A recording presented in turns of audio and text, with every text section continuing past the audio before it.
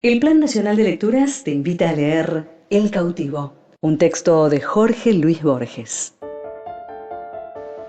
En Junín o en Tapalqué refieren la historia. Un chico desapareció después de un malón. Se dijo que lo habían robado los indios. Sus padres lo buscaron inútilmente. Al cabo de los años, un soldado que venía de tierra adentro les habló de un indio de ojos celestes que bien podía ser su hijo. Dieron al fin con él. La crónica ha perdido las circunstancias y no quiero inventar lo que no sé. Y creyeron reconocerlo. El hombre, trabajado por el desierto y por la vida bárbara, ya no sabía oír las palabras de la lengua natal, pero se dejó conducir, indiferente y dócil, hasta la casa. Ahí se detuvo, tal vez porque los otros se detuvieron. Miró la puerta como sin entenderla. De pronto bajó la cabeza, gritó.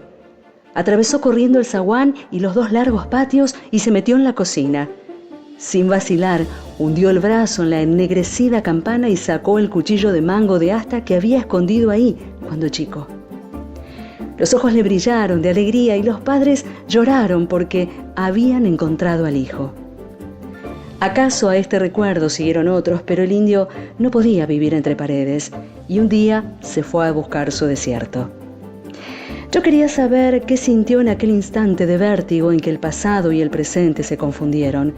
Yo quería saber si el hijo perdido renació y murió en aquel éxtasis, o si alcanzó a reconocer siquiera, como una criatura o un perro, los padres y la casa. Jorge Luis Borges es uno de los autores más considerados y admirados por el mundo entero. Nació en Buenos Aires en 1899 y murió en Ginebra, Suiza, en 1986. Perteneciente a una familia muy culta, vivió algunos años de su juventud en Europa. Lentamente, y como su padre, fue perdiendo la vista. En 1955 fue nombrado director de la Biblioteca Nacional. Sugestivamente, otros dos directores de la Biblioteca Nacional fueron ciegos, los escritores José Mármol y Paul Grusac.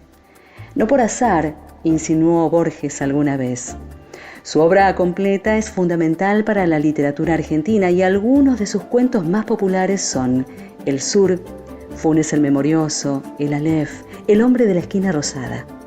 En cuanto a los poemas, hay que leerlos a todos de a poquito, comprendiendo primero el sentido, aunque cueste entender cada palabra. Plan Nacional de Lecturas. Seguimos educando.